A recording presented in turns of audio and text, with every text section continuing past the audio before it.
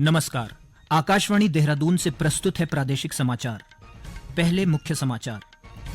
प्रदेश में निकाय चुनाव बैलेट पेपर के माध्यम से संपन्न कराए जाएंगे। राज्य निर्वाचन आयुक्त सुशील कुमार ने लोकतंत्र को मजबूत बनाने में नए मतदाताओं की भूमिका को अहम बताया। निकाय चुनावों में 10,328 नए मतदाता पहली बार अपने मताधिकार का प्रयोग करेंगे। राज्यपाल गुरमीत सिंह ने देहरादून में नेत्र रोग जागरूकता गोष्ठी का उद्घाटन किया। उन्होंने आंखों की सुरक्षा के लिए विशेष प्रयास करने की आवश्यकता पर बल दिया। और सांसद अनिल बलूनी ने कहा, गढ़वाल क्षेत्र के दूरस्थ क्षेत्रों में नेटवर्क कनेक्टिविटी की समस्या का शीघ्र समाधान किया जाएगा।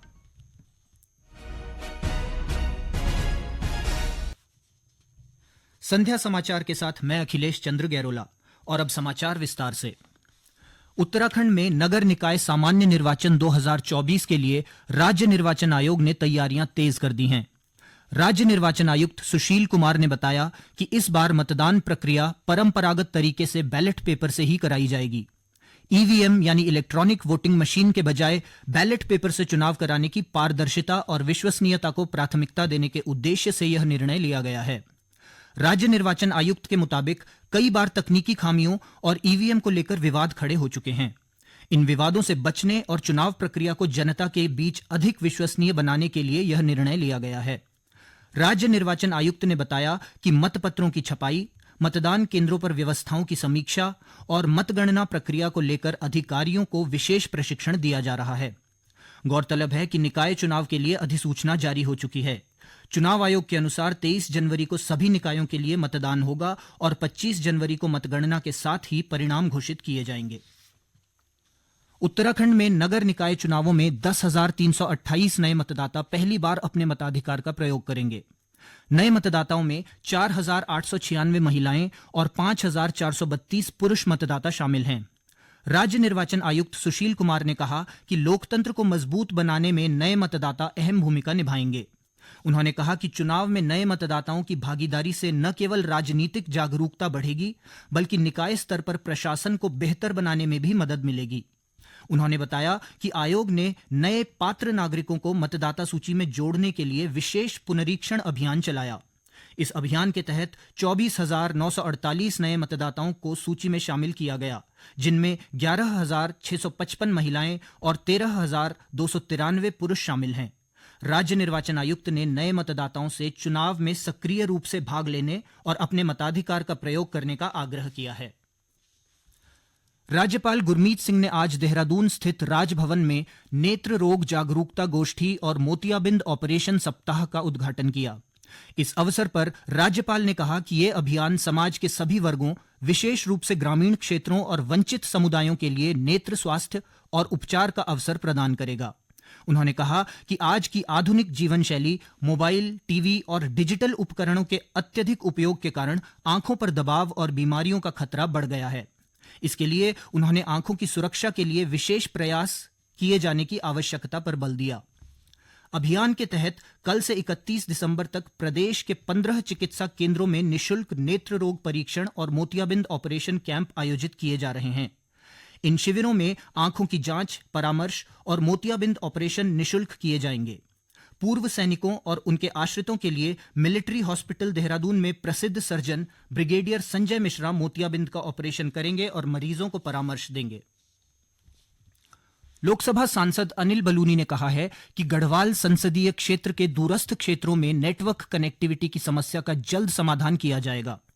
पौड़ी में आज आयोजित बैठक में श्री बलूनी ने दूरसंचार सेवा को लेकर चमोली, रुद्रप्रयाग और पौड़ी के जिला अधिकारियों को आवश्यक निर्देश दिए। उन्होंने अधिकारियों से नेटवर्क की समस्या वाले स्थानों को चिन्हित कर पूरी जानकारी उपलब्ध कराने पर जोर दिया।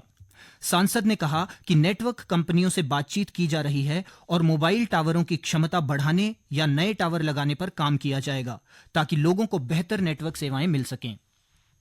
आने वाले 15 से 20 दिन के अंदर हम अपनी पूरी लोकसभा में कहां पर डाक जो ना उनको चिन्हीकरण करके और वहां पर नए टावर लगाने और या टावर की दिशा मोड़नी है या टावर की पावर बढ़ानी है, उसको लेकर काम करेंगे। और मुझको लगता है कि आप मान के चलिए कि गढ़वाल लोकसभा में कोई भी डाक जोन हम ऐसा नहीं रहने देंगे जहां मोबाइल कनेक्टिविटी ना हो। ये इंश्योर करेंगे कि हर जगह मोबाइल कनेक्टिविटी हो। हमारे वहाँ जहाँ बच्चे पढ़ते हैं उनको उससे लाभ होगा।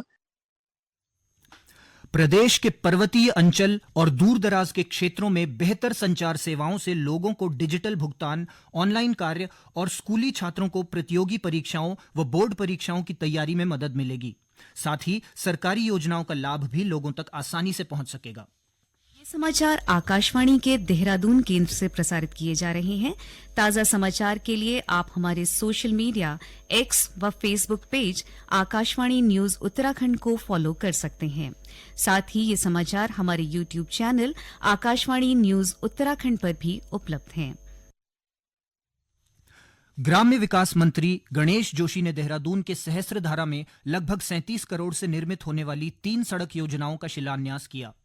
इस अवसर पर आयोजित कार्यक्रम को संबोधित करते हुए ग्राम्य विकास मंत्री ने कहा कि पूर्व प्रधानमंत्री अटल बिहारी वाजपेयी ने देश के सीमांत क्षेत्रों में निवास करने वाले लोगों को विकास की मुख्य धारा से जोड़ने के उद्देश्य से इस योजना की शुरुआत की थी। उन्होंने बताया कि पिछले 24 वर्षों में देश में कुल 8,28,000 किलोमीटर लंबी सड़कों का निर्माण हो चुका है, जिसमें कुल 3,90,000 करोड़ रुपए खर्च हुए हैं। तो वहीं उत्तराखंड में कुल 20,274 किलोमीटर लंबी सड़कों का निर्माण हो चुका है, जिसमें कुल 10,373 करोड़ रुपए खर्च हुए हैं। साइबर अपराध को रोकने और लोगों को इसके प्रति जागरूक करने के लिए प्रदेश में विभिन्न जागरूकता कार्यक्रम आयोजित किए जा रहे हैं। इसी क्रम में आज पौड़ी पुलिस ने स्कूली छात्र छात्राओं को साइबर अपराधों के बारे में जानकारी देते हुए इन अपराधों से बचने की सलाह दी। सीओ सदर अनुज कुमार ने पौड़ी के अटल उत्कृष्ट इंटर कॉलेज में छात्र छात्राओं से संवाद करते हुए साइबर अपराधों से सतर्क रहने के बारे में महत्वपूर्ण जानकारी साझा की। उन्होंने बताया कि वर्तमान समय में साइबर अपराध तेजी से बढ़ रहा है। श्री कुमार ने बताया कि अपराधी पुलिस अधिकारी, बैंक मैनेजर बनकर या लॉटरी का लालच देकर लोगों को ठग रहे हैं। उन्होंने साइबर अपराध का शिकार होने पर तुरंत पुलिस से संपर्क कर शिकायत दर्ज कराने की सलाह दी। इंटर कॉलेज पौड़ी में एक अवेयरनेस कार्यक्रम कोतवाली पौड़ी और हमारे द्वारा किया गया है, जिसमें बच्चों को सारी साइबर अपराध संबंधी, यातायात संबंधी और नशे से दूर रहने की जो हिदायत दी गई है और उनको अवेयर भी किया गया। के साथ ही साथ जो है गांव-गांव जाकर महिला मंगल दल और ग्राम प्रधान और ग्राम प्रहरी की मदद से भी अवेयर किया जा रहा है, ताकि प्रत्येक लोगों तक ये जानकारी पहुंचे और साइबर अपराध के प्रति लोग जागरूक रहे। प्रदेश के ऊंचाई वाले क्षेत्रों में बर्फबारी का दौर जारी है। ऊंचाई वाले इलाकों में बर्फबारी और निचले इलाकों में शीतलहर से ठंड बढ़ गई है। बर्फबारी के कारण अवरुद्ध सड़कों को खोलने के प्रयास किए जा रहे हैं। इसके लिए जिला प्रशासन ने पर्याप्त मशीनें और श्रमिक तैनात कर दिए हैं, ताकि समय रहते सड़कों को सुचारू किया जा सके। उत्तरकाशी में गंगोत्री राष्ट्रीय राजमार्ग पर जमी बर्फ को हटाने में प्रशासन जुटा हुआ है। प्रदेश के चारों धामों समेत नीति घाटी में भारी बर्फबारी की खबर है। मौसम विभाग ने आज 28 दिसंबर तक प्रदेश के 2,200 मीटर से अधिक ऊंचाई वाले इलाकों में मध्यम बर्फबारी की संभावना जताई है। विभाग ने ठंड से बचाव के लिए सिर, गर्दन, हाथ और पैरों को ढक कर रखने की सलाह दी है। साथ ही ज्यादा लंबे समय तक ठंड में न रहने को कहा गया है। इसके साथ ही विभाग ने जिला प्रशासन से सड़कों पर फिसलन से बचने के लिए आवश्यक प्रबंध करने पर जोर दिया है। 28 जनवरी से प्रस्तावित 38वें राष्ट्रीय खेलों की तैयारियां प्रदेश में युद्ध स्तर पर चल रही हैं। ये खेल हरिद्वार, देहरादून, टिहरी, ऊधम सिंह नगर और अल्मोड़ा जिलों में आयोजित किए जाएंगे। हरिद्वार के रोशनाबाद स्टेडियम में राष्ट्रीय हॉकी प्रतियोगिता के अलावा कबड्डी और कुश्ती प्रतियोगिताएं आयोजित की जाएंगी। ओलंपिक संघ के राष्ट्रीय सचिव डीके सिंह ने कहा कि राष्ट्रीय खेलों के जरिए उत्तराखंड के खिलाड़ियों को राष्ट्रीय स्तर पर अपनी प्रतिभा दिखाने का मौका मिलेगा।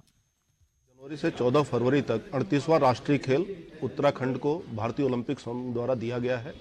पूरी तैयारी उसकी चल रही है युद्ध स्तर पे। हम अंतिम चरण में हैं। और जहां तक हरिद्वार का प्रश्न है, तो हरिद्वार में 3 जो बड़े खेल हैं ओलंपिक खेल, वो तीनों हरिद्वार को मिला है, जिसमें हॉकी है, कुश्ती है और कबड्डी। और अंत में मुख्य समाचार एक बार फिर। प्रदेश में निकाय चुनाव बैलेट पेपर के माध्यम से संपन्न कराए जाएंगे। राज्य निर्वाचन आयुक्त सुशील कुमार ने लोकतंत्र को मजबूत बनाने में नए मतदाताओं की भूमिका को अहम बताया। निकाय चुनावों में 10,328 नए मतदाता पहली बार अपने मताधिकार का प्रयोग करेंगे। राज्यपाल गुरमीत सिंह ने देहरादून में नेत्र रोग जागरूकता गोष्ठी का उद्घाटन किया। उन्होंने आंखों की सुरक्षा के लिए विशेष प्रयास करने की आवश्यकता पर बल दिया। और सांसद अनिल बलूनी ने कहा, गढ़वाल क्षेत्र के दूरस्थ क्षेत्रों में नेटवर्क कनेक्टिविटी की समस्या का शीघ्र समाधान किया जाएगा।